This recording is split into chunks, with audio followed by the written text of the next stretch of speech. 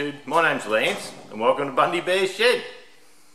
Well, the weather report. Look, it's Sunday morning, we're sitting on 28 degrees. It's about it's 10 past 8 in the morning. A bit late today, the grandkids stayed overnight, so I've been busy. Busy playing with grandkids and buggering around and tipping the little fella over and bumping his head. Yes. But anyway, up the shed a bit late, but that's alright. Yesterday we didn't have much shed time either. But look, with the weather being 28, it's sort of a sultry outside. It's humidity's, well, what have I got up here? Humidity's just under 80%. So yeah, look, a little bit sticky, but when you get out of the shed, there's not a bad breeze, so it's alright. The people up North Queensland, man, have they copped a caning.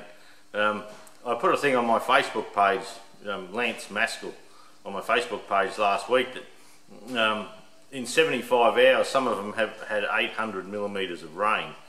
Now 600 millimetres is 2 foot, so another 200 on that's another 8 inches. So yeah, there's a lot of rain up north. It's starting to flood the towns.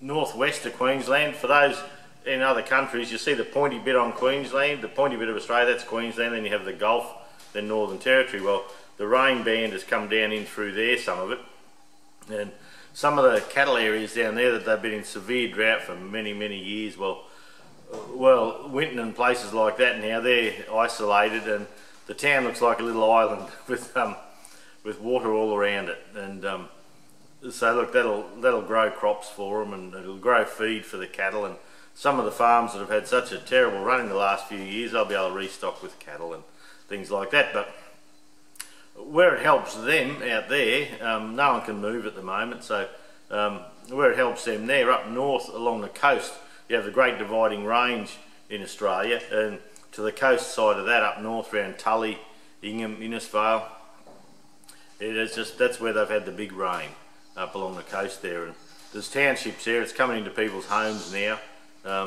One bloke this morning on the news, the water was up to his waist in his home, and another thing, up there they have crocodiles, and crocodiles are the same as bloody alligators almost, and give or take. But the crocodiles there's a lot of crocodiles up north, and they come down to, look, just south of Bundaberg here, there's a few sightings, but if there's sightings, the government gets them and relocates them. Well, I'd just shoot them. But anyway, yeah, big ugly lizards. And but look, there's people with crocodiles in their backyard and things like that. I see on TV and on Facebook and things like that. So we went through the 2013 flood in our business, and it come in at 1.9 metres, which is 8'6" or something like that. It came through, and it cost us a lot of money and wrecked a lot of stuff. And but we had a home to go to. These people up there with this sort of flood water and the mud and shit going through your home, it would be hard to bear. Yeah. You'd have to have a new place to sleep, and what you couldn't get out will be flooded and all that. So look, we're thinking about those fellas up there. It's not going to be easy for them, but we found it took a good 6 months just to get your head around it, you know, get back in a good place again with it all. So yeah, there's a bit of heartache coming for those fellas up there. The Premier of Queensland, which is like a governor over in America, I suppose you'd call it.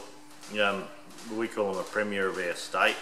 They got to fly up there, and I think the bastards just fly up there and be a bloody nuisance. They fly up there with a shitload of cameras and get their photos taken and all that, and yeah, just to be seen to be doing something. But the important thing about them going is that once they've been up there and they've had a look, they can declare it a state of emergency. And once it's a state of emergency, well, that means government funding kicks in. So even though they're all just shiny asses hanging around, I hope they get a bit of government funding to sort themselves out and go from there. So anyway, that's a week in the life of Queensland. Yeah, there's a low off the coast. They reckon maybe hitting us in about 7 days. So whether it does, whether it doesn't, who knows. But anyway, at Bundy Bear's Shed, we're high and dry at the moment. The new shop, I haven't taken any footage of the new shop this week. The new shop, the plasterers come in last week. That's all that happened, was they've done the cornices, and looks like they've done a nice job, says a mechanic. So it all looks good to me. But look, the plasterers have been through, and when I left yesterday, the electrician was he was coming through and knocking the holes and pulling the wires through and doing all that stuff. So perhaps next week it might be something worth showing. So that's moving along nicely. The new shop, or new carport and all up at home here at Bundy Bear's shed. We finally got a bloke in the other day to give us a quote. Like, there's one bloke that was recommended to us, and I rung him twice, and he just got a bit of an attitude, and it's just, I can't take your call, and that's it. Hangs up. So you leave a message, can you please ring Lance, Queensland Tractor Spares, I've got a job for you, but he's nothing. So anyway, 3 weeks later, they're saying, yeah, the shed people saying, did you get onto him? I said, yeah, but I said, can you get onto him? He's not answering me call. And yeah, they can't have done. And then I rang him again, and anyway, I got the shits, and I thought, oh bloody, there's another bloke, Kurt, around town. Kurt's Dirt Works, I think it is.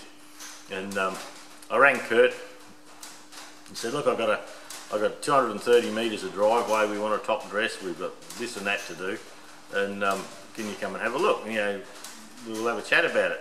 And that was Thursday evening.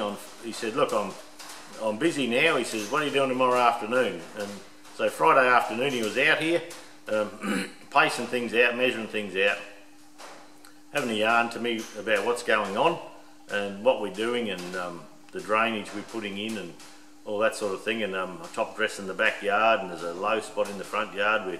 We're getting the bobcats and cleaning that up and putting big road-based pads out and things like that. So spending a few bob, but it'll make it better, and with the drainage it'll make, where the backyard is there, the dogs, there's a wet corner to it, and the dogs get in there and make a mess and chop it up. And so we're trying to fix all of that while we're going. So instead of being half broke, we'll just about be all broke. But anyway, look, it's going great. I've got confidence in this Kurt fella. He seems to be doing okay. We're on the same wavelength. You know, when you talk to some tradesmen, and you get a tradesman in for something or other, and some blokes come in and you just don't click with them. You think, yeah, I don't know about this prick. And then other blokes, you have a chat, and then you have a chat about the people in town you know, and you know, business and all that. You say you have a yarn for half an hour, and an hour afterwards, that sometimes drags on a bit. I like a chat. And yeah, so that's what it was like. Yeah, we have friends in common and things like that. So yeah, I think it'll be okay. And he said, oh, do you want a quote or an estimate? And I said, oh, just a bloody estimate. You know, we'll go each way. You know, if it's a bit cheaper, pass it on. If it's a bit dearer, pass it on. We'll sort it out. You know, as long as it's within probably $1,000 or something like that, it'll be okay. So I'm hoping this week we get a little bit of earthworks done. I'm looking forward to that. I always like stuff happening, so hoping it all happens this week sometime. He sounded fairly positive. So, and the first part will be down the side of the sheds there, start the drain, let the site drain out a little bit, and we're running a drain right down to the dams, and so there'll be 70 metres of underground pipe, and you know, big rubble drain, and you know, 600 wide, which is a 2 foot wide rubble drain with the Aggie pipe in it. And Aggie pipe's a 4-inch pipe, can be 4 or 6 inch I believe, but probably 4-inch pipe, and it's got it looks like you've been in there with the angle grinder and put a heap of cuts down the side of it, so any water in the area goes into the rubble drain and then heads across into this pipe, and then you've got a 4-inch pipe, and we'll run that straight down into the dams, and he's going to batter it all off nicely and make it look smick. So anyway, the price comes for that tomorrow. A bit of a guesstimate on how it is, so we'll go with that. We've got to do it anyway, so we'll just do it, I think. And so yeah, that's the outside of Bundy Bear Shed. Now, a couple of things I mentioned last week about a 3D printer, and my 3D printer turned up this week. So a fair bit of yesterday and a few nights, afternoon, Friday evening and things like that, I've been in there buggering around You know, print the bloody universe. Nothing we can't do. Well, there's probably a few things we can't do, but anyway, not to worry. I've been enjoying playing with that. I've done a couple of little bits and pieces just to try it out and test it and things like that. So I've had most of it's been good. I've had a couple of fails, but that's all right. That's a learning thing. And I found a pattern on Thingiverse for an ER32 collet yesterday, so I thought, oh, just for shit and giggles, we'll make a collet. Well, I made the collet, but then I left it and went and done other stuff, and two little pieces come undone on it. I don't know what happened. Something buggered up, but that's all right. We're happy with that. And then the granddaughter's here, so when I bought it, I ordered some pink plastic. So we've done the pink love hearts and the we've done a couple of little test cubes in pink and white and red. At the moment I've got a roll of red in there, so everything's bloody red, but we do have a few more colours. So yeah, so we've done a little love hearts and a little pendant for the granddaughter and all that stuff. So she reckons it's pretty amazing. You can just ask Poppy for something like that and away it comes. But she was up me for a helicopter this morning. I was, oh, I don't know about that one. we might get one, we might not. But anyway, we'll see.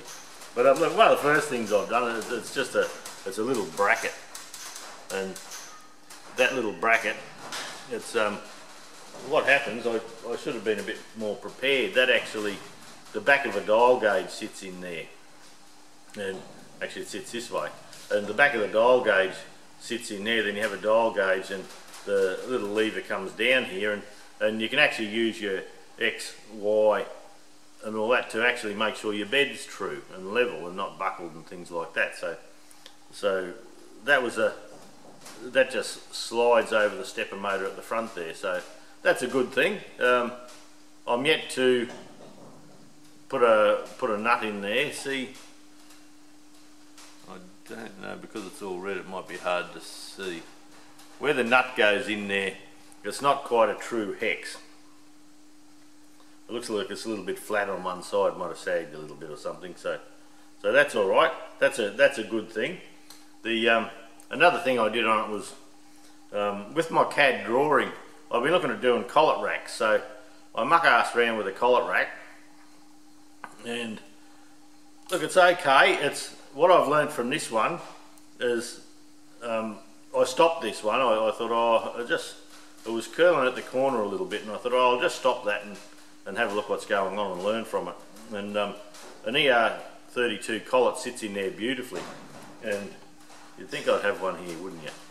But it sits in there beautifully, but over the 300mm wide, it actually stresses a little bit, and as it cools down, it pulls up. So what I'm going to design now is one that takes 4 collets. Then we're going to introduce a little dovetail system into the side of them, so we can just lock them together. We can lock one here and lock one there and lock one there, and we can keep building on the patterns. So we'll see if I'm that clever. I might not be, but yeah, that is okay. I made the top of this 3mm thick, and in hindsight it was too thick, I believe. I think it would be better with a little less fill, and perhaps drop it back to 2mm. With 2mm I've got 3 supports coming in here, so it'll hold the collets nicely at 2mm, and this is quite a hard plastic. Even though I can bend the whole thing, I can snap that.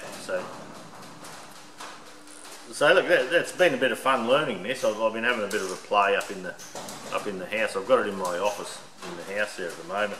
I'll take you up for a walk later on, and as something's printing, and just show you how it works. Just show you what's happening and all that sort of thing. But there's a thing on a website called Thingiverse, and when you hop on there, Mr. Pete hops on there, and there's patterns where people have already drawn up vice jaws and soft jaws for a vice and things like that, which I'm going to do some. And there's some AXA holders with indicator holders on them and things like that. So, but my quick post tool holders are BXA, so it's a 200 series, 250-200, 201, 203 or whatever. So On there I found a pattern for a BXA indicator holder, and I just wanted to test it, so I let that run. I let that run for an hour, and it took an hour to make that, and then I stopped it because I didn't want to print the whole thing. I've got them, but I wanted to test the dovetails and things like that. So I'll see. Depends where I stopped it, but you can see in there, yeah, up in the top corner here, you can see the little crosshatch pattern, and that's 30% fill. So at 30% fill, that means you have a solid outer edge, and look, the solid outer edge there, it is, oh, let me look,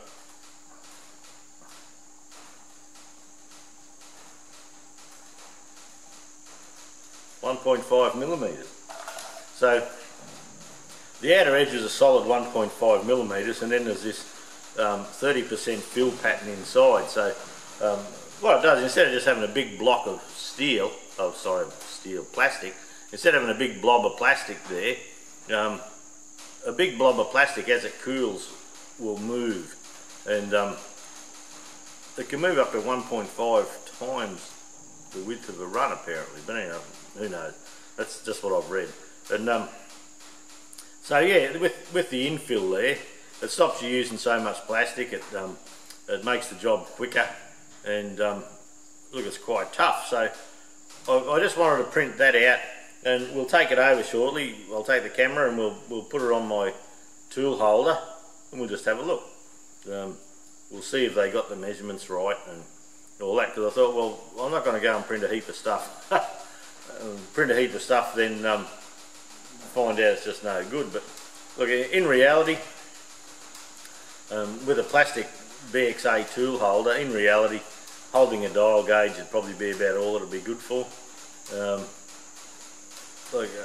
Well, I suppose you could do a big block and run a boring bar hole through it or something like that for a light boring bar, and for a mini lathe or something like that it may be okay. That is tough. Like it is tough, but I don't know, we'll see. If you drew the hole through the guts there, say you wanted to have a boring bar and you made it this thick in your boring bar hole, just for an 8 or 10 mil boring bar or something like that, well, the outer area that holds the boring bar would be strong. But anyway, look, we'll take that over. We'll take that over to the lathe and sit it on there and just do a couple of tests and see, does it lock up hard, or I don't expect it to be quite like steel, but yeah, are the measurements right, and does it lock up nicely and all that. Now my quick change tool post holder, it's a Chinese one. It has the piston that pushes out. The piston probably, what is it, 30 mil by 20 mil. It pushes out into the centre here, and it's not the wedge type that would push down in like a proper Alorus, I think they would be. So look, we'll give that a bit of a try, just to see. Now, the other day I picked up a few of these fellas nice and cheap, and they're El Cheapo Chinese, number 3 Morse taper, J6 chuck arbors. And the idea of these, I was hoping they were soft, and they are. You can see at the end there, yeah, see that file mark I put in at the end there, and that's an old blunt file, and I just done a couple of runs, and so it's like butter. So what the idea is at the moment, when I want to put a centre drill in, I bang the chuck in and put it in the end of the chuck, and away we go. So what the idea is for me is, what we're going to do is we're going to drill a hole up the guts here, and I'm going to have a couple of different size centre drill holders. So they'll be nice and soft. I could have made the taper, I suppose, and the tang and all that, but I don't know, I just don't seem to have the time for that just at the moment. I'm flat getting in the shed here with everything else going on. So I reckon I'll probably take the chuck off the lathe, and up the guts of the lathe, the spindle, I think it's a 5C, no, Morse taper 5, sleeve goes in there, then this could go up in there, and then I could put the centre drill up my chuck like I always have, and just peck away and drill it nice and deep, and then we'll probably put it in the milling machine, and yeah, we'll just put a little grub screw in here to hold it in. So we can change it out, we can turn it around. There's a couple of different size end mills. Oh, I keep saying end mills, end drills. That's about the biggest one I use as a standard thing, and it's got to be a pretty heavy shaft and a pretty heavy cut to go that big. You know, to have it supported on that taper there so deep. Mr. Pete the other day did a bit of a catch up on Mr. Pete, and number 2 is his most common one. So anyway, I've bought a couple of these, and we're going to try and just bore them, and yeah, we'll run across with an end mill and give ourselves a nice flat surface to pop a thread in once we've got the hole done, and yeah, I think it'll be a good thing. I suppose the secret will be don't have it go in any more than half, so at least you've got something to grab and get it out. If you drill it way in through here, that centre drill is magnetic, and the reason is I've got a little magnetic tray there I keep everything in on the mill. So yeah, there you go. But yeah, I suppose we'll only sort of drill it so deep so there's a fair bit sticking out. So anyway, that'll be a little job. I'm hoping to do that today. Just a little bit of machining, and just to yeah, we'll set that up and see how we go. We mightn't get all that done today. We've got the grandkids here still, so I'm pretty sure they're coming up to Poppy's shed soon. So when they come up, there's no film and there's no nothing. We go and sit on tractors and go broom broom, or go for a tractor drive or do something like that. So a lot doesn't get done in the shed when the grandkids are here. So but anyway, we'll see how we go. So look, follow along. We'll go and test this, and then hopefully I'll get a bit of time and we'll start on this at least, even if we don't get it finished. Right, we're over here at the quick change tool post with our little 3D printed sample, and look, that feels okay. It does slide up and down on its own, so that's alright. That's a good thing.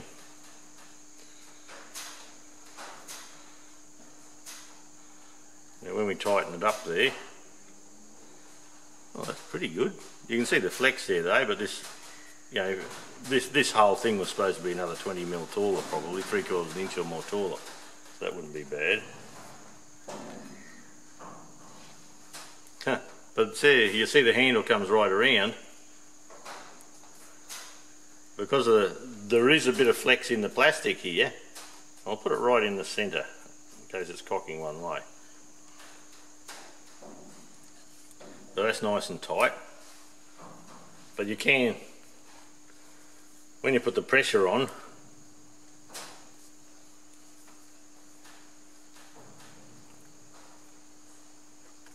yeah, when you put the pressure on, you can run the handle round and round, see? But look, in the right spot, that's a reasonable thing to do, I reckon. Yeah, probably interesting, but like I say, the flex and that in there, I don't believe it'll be much good apart from holding a dial indicator. I don't think a little boring bar or that really, but you know, but that's only, oh, what, 9/16 of an inch, 14mm thick, I suppose. And there's not a lot of surface area there, so probably if you increase that surface area a lot, it may get a bit tighter, but yeah, not a bad thing for a dial indicator, and that's about all I'd say. I don't really need one for a dial indicator because I've got Old Faithful here that I made years ago, and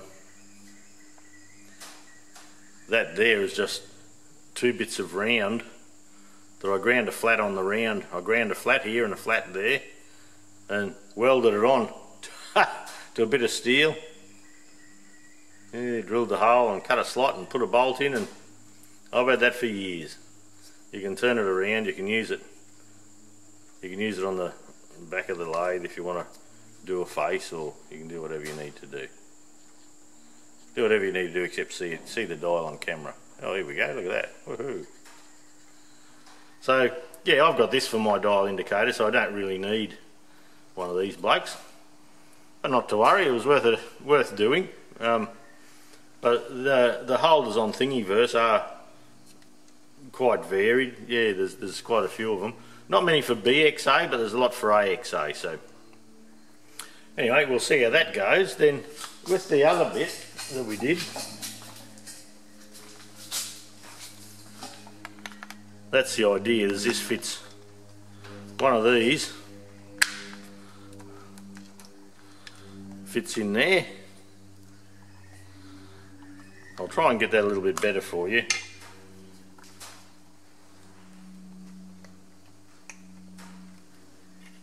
Yeah, but the dial indicator fits in there with the bolt, and then you can actually tram the bed of the printer in without this green thing on it, of course, but you'll be bright enough to know that. Yeah. So there you go, that's part of the 3D printing. But like I say, I will take you up and show you what it looks like in the stew. So fun and games for everyone. Yeah, it isn't bad fun. You only need to build so much in plastic though, I'm sure.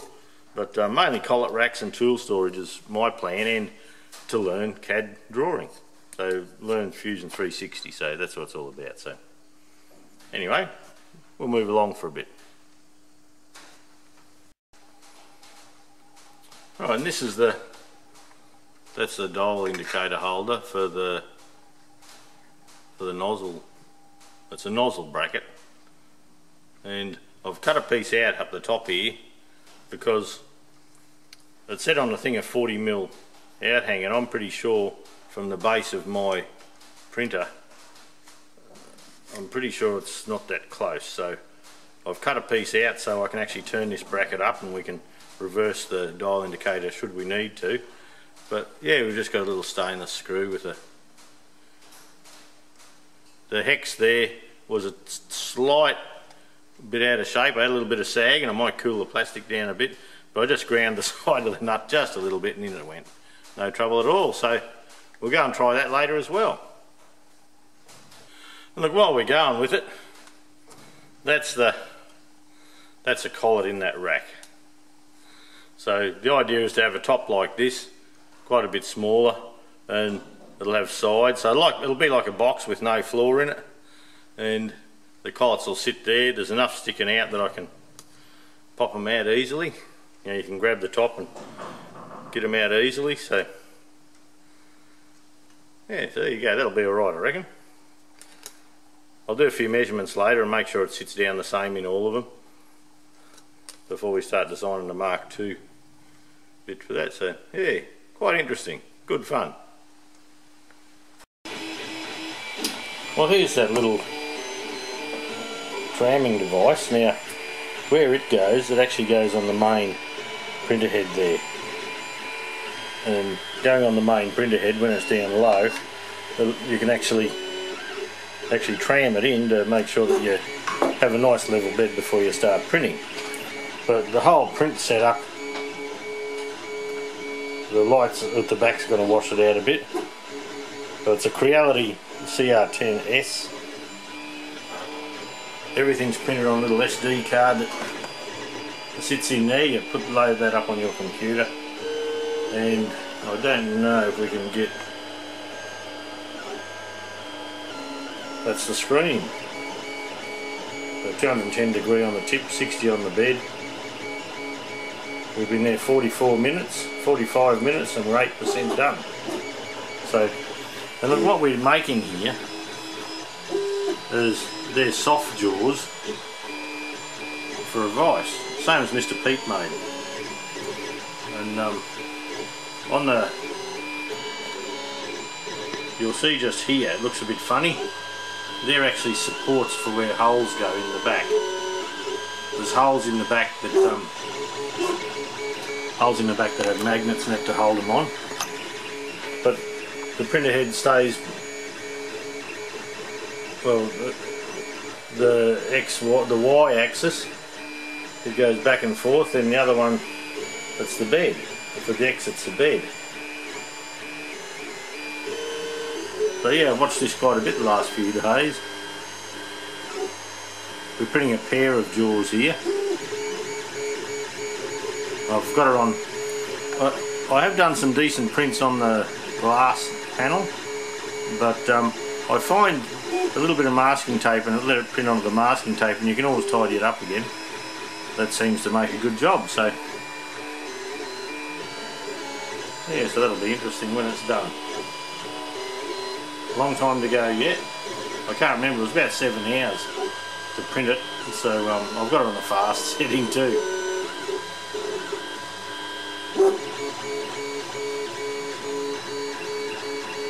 And we've decided on orange for this job.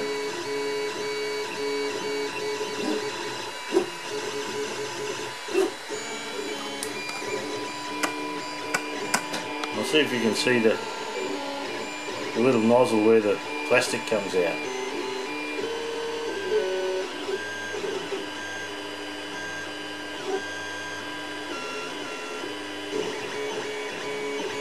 Pretty amazing. 20 years ago you wouldn't have thought this possible, especially in your home workshop.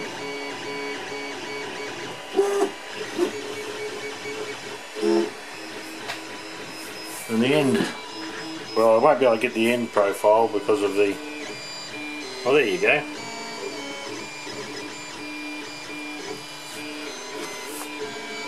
But there you go, that'll do. That'll be the end of the first part of Kangaroo Stew 89.